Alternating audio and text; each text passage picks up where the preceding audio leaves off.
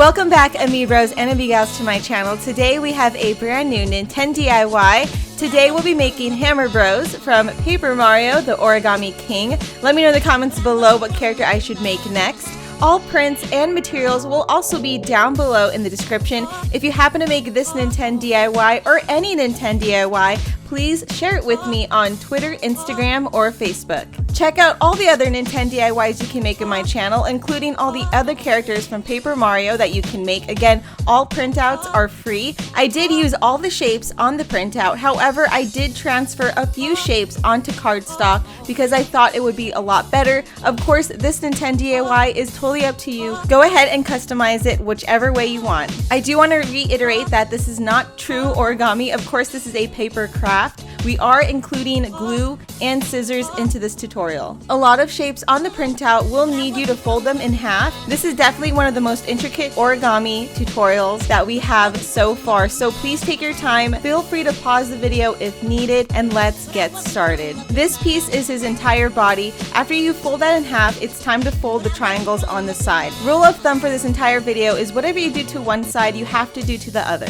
Proceed to fold all triangles towards the middle. This will allow for Hammer Bros to have a little bit more depth to his body. When it came to making any Paper Mario origami characters, I really wanted them to not be completely flat, so that's why we're adding tabs. As you can see, his body is a lot more puffed out, and we can add his legs so he can actually stand. When it comes to having two pieces throughout this entire process, what you do to one, you have to do to the other. But this is very important. Keep in mind what side you are working on, whether it be the left-hand side or the right-hand side. Although all folds will be the same, the direction of the fold could change depending on if it's the right hand or the left hand. Another example is, of course, the left foot or right foot. Pay very close attention to the folds that are created, and again, if you need to pause this video, please do so. Even though some parts are definitely sped up, I will show an example of what it should look like. There are slight changes to our regular format because this video would have been way too long. So once more, if you do get lost, please feel free to pause this video.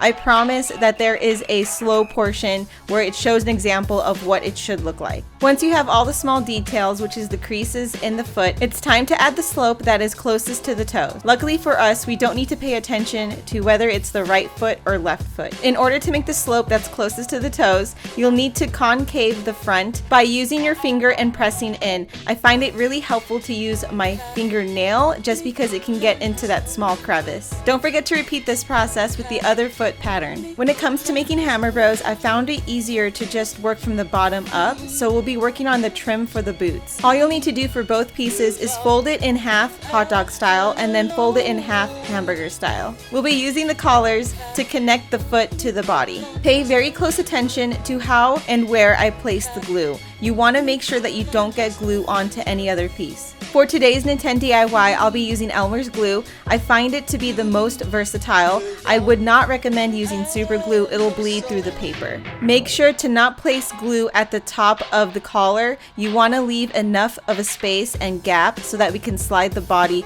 into the boot. If there was any overflow of glue, you can definitely wipe it off with your finger. It'll actually allow the glue to dry faster. Afterwards, make sure that you apply enough pressure and wait till the glue completely dries. You should have enough of a gap at the top of the collar so that we could slide the body in between. Of course, what you do to one, you have to do to the other, so make sure that you don't forget about the other collar. As you can see, I'm placing the glue right at the edge and I'm wiping off any excess. Afterwards, go ahead and slide the body into the boot. Do that to both legs on either side and make sure that you apply pressure until the glue dries. Once again, if you get lost, don't forget you can pause this video just in case. Working from the bottom up, we're going to actually finish it off with the tail. This is very simple, just fold it in half. Once you're ready, go ahead and place glue in between his legs and then place the tail there. This is what it should currently look like. If it doesn't, please feel free to pause this video and make any adjustments. You can even trim anything off that's not needed. Alright guys, so this is where it gets a bit complicated. I would advise that you pause this video regularly and that you check to make sure that you're working on the right pattern and the right side of each pattern. Both of these patterns are for the arms, and of course both of the arms are in different sides. You need to be aware whether or not you're working on the right arm or the left arm.